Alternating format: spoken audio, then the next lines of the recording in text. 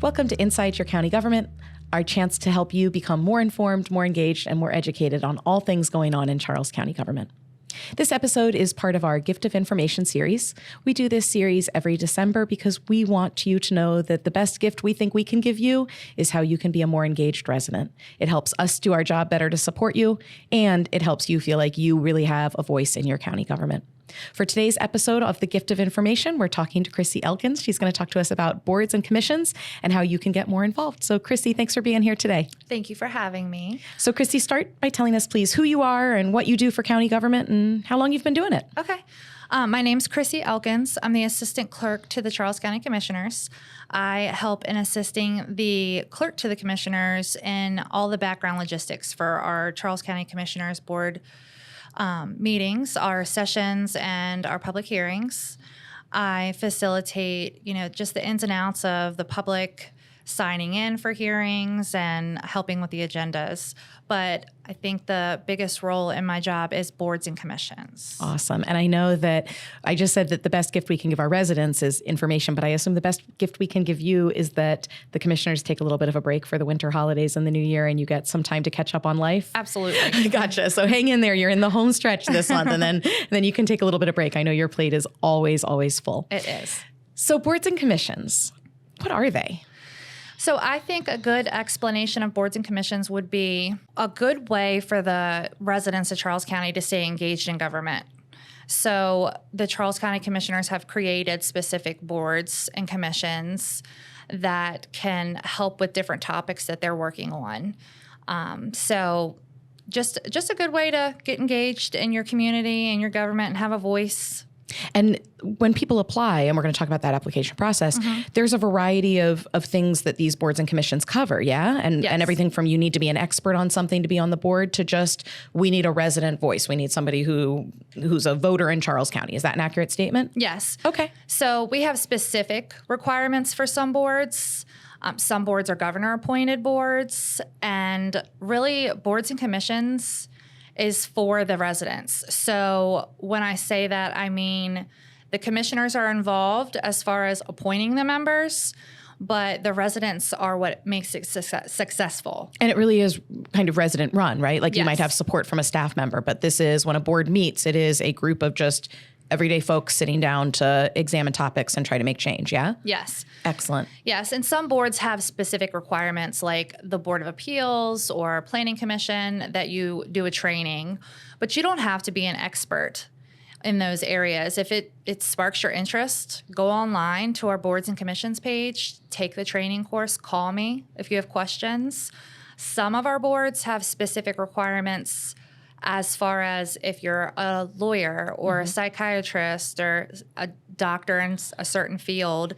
But most of our boards they're just looking for residents of the county. And a nice mix of kind of getting people together with the subject matter experts and the licensure and the credentials, but also just the people who are living here and working here every day. Absolutely. Awesome. All right. So I'm going to put you on the spot because there's so many boards and commissions. Okay. Tell us about what some of them are and why it would be valuable for a person to want to be a part of them. So for example, a couple of the big ones right now are the Charter Board or the Ethics Commission. The Ethics Commission is one that we're looking for members currently. And I think those are areas in the county government that really spark people's interest. The Charter Board is talking about changing our form of government, which a lot of people aren't aware of or knowledgeable about. So attending those meetings, even just as a citizen that isn't on the board, is really educational. And the Ethics Commission is involved in a lot of stuff. So that can get interesting for folks. Another one would be, and excuse me, I have my I love this because I know I love getting your emails that are like, hey, Doria, these are the places we need people. So feel free, read them out. What are some of the boards that are looking? So our Board of Electrical Examiners, that's one of my ones that for the last year since I've been working on boards and commissions, we've been looking for a master electrician. That is not me. So that's just not me. I mean, I would never apply for that. Out of all the things that are not interesting to me, I like being able to just turn on a light switch and it happens. So that's one of our more specific requirement boards. Area Council on Aging, Animal Matters Hearing Board, which a lot of folks tend to be interested in. They work with the animal shelter. So that's a good one that I get a lot of applicants on. Commission for Women. We have our Commission for Veterans Affairs, and that's more specific. So, of course, you have to be a veteran to be on that board. And we have a good list. So if anybody's interested, then they should go to our county website, hover over the government tab and find the boards and commissions page. Okay. And my contact information is listed on the clerk's page as well as Carol DeSoto's. So either one of us are great people to reach out to with questions. And I know you've been here. Are you coming up on a year? I just hit my 1 year mark in Happy November. anniversary. Thank you. So Chrissy, you've been kind of doing some revamping of how you apply. And so if people go through and they've got feedback on what worked, what didn't work, or questions, one of the things that I really appreciate about you is that you're so good about saying like, thanks, I didn't know that, or bring that to my attention. So I would encourage people, she's not lying. If you reach out, she'll get back in touch with you. Absolutely. I think that I have a whole list of folks that I talk to on a weekly basis, residents that they give helpful information. Right.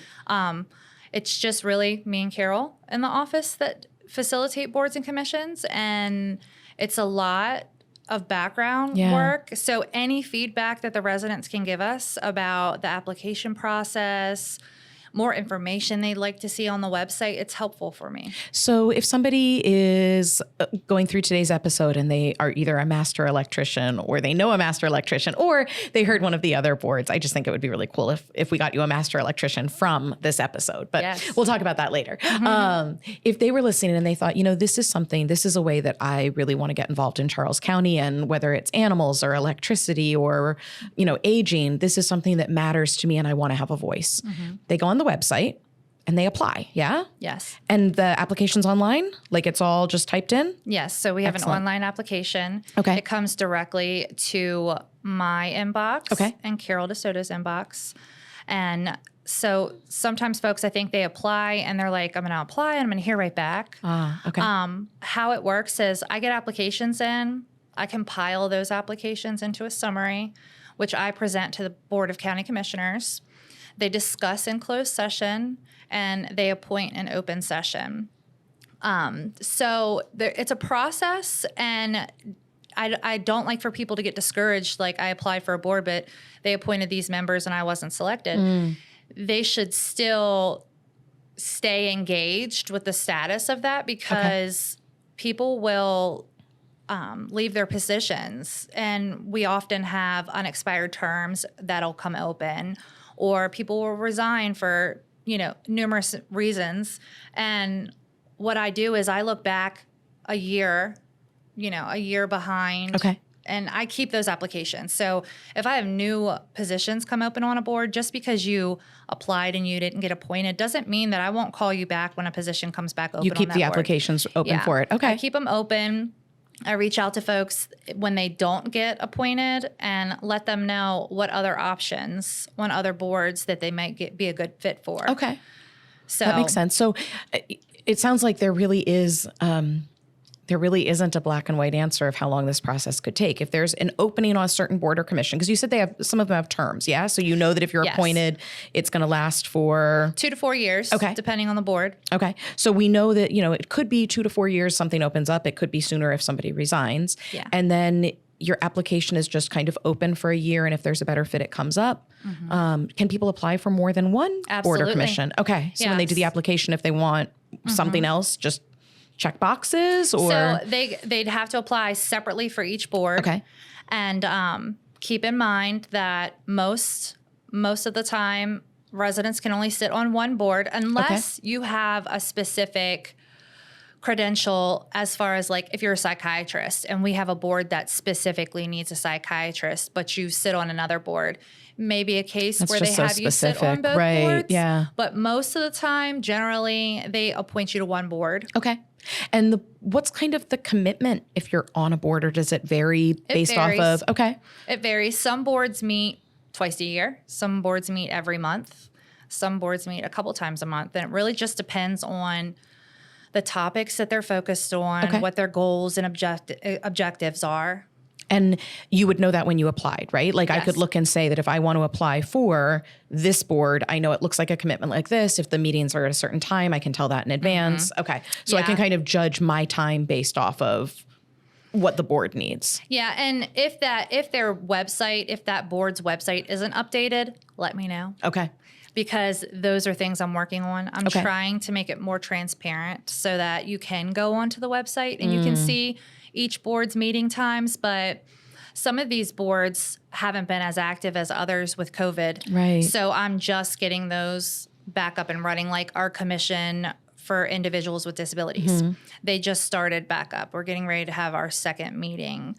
So, boards like that, you may look on the page and they may not have a set meeting time. But just check in with you and you can give that information. Absolutely. And then I'm laughing. We are calling this the gift of information because we want to give this gift of we want you to be more engaged. Did you know about boards and commissions?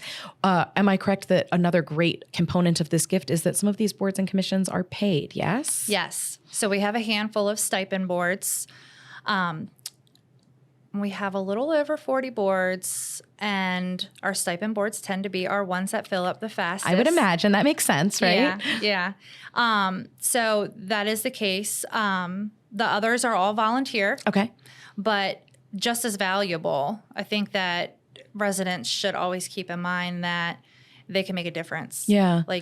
Your voice does make a difference in the community and engaging in these boards. And I feel like it's such a win-win because we as Charles County government needs those boards and commissions to do a lot of the work and keep government real. Absolutely. But also if you're on the board or commission, I assume that there's this big feeling of I'm a part of something, I can network, I'm learning as I go. You're on the forefront of getting information of what the commissioners and what the staff are working on. Is that an accurate statement that it really is kind of a win-win? Absolutely. Awesome.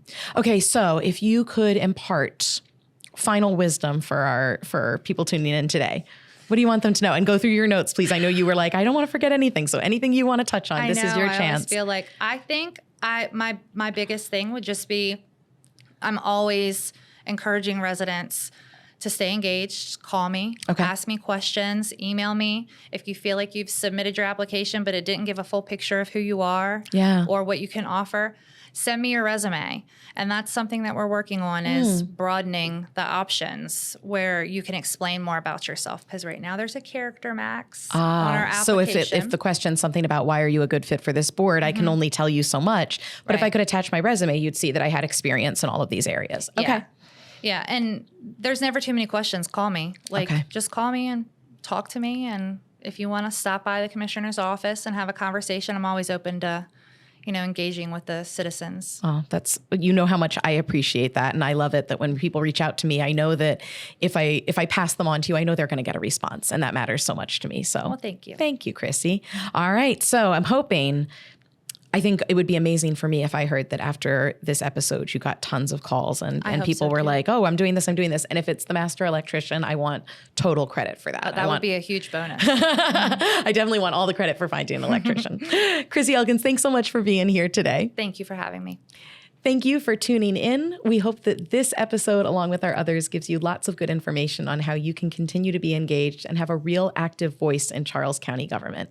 We can't do it without your voice, and really, we don't want to do it without your voice. Take care, stay safe, stay engaged.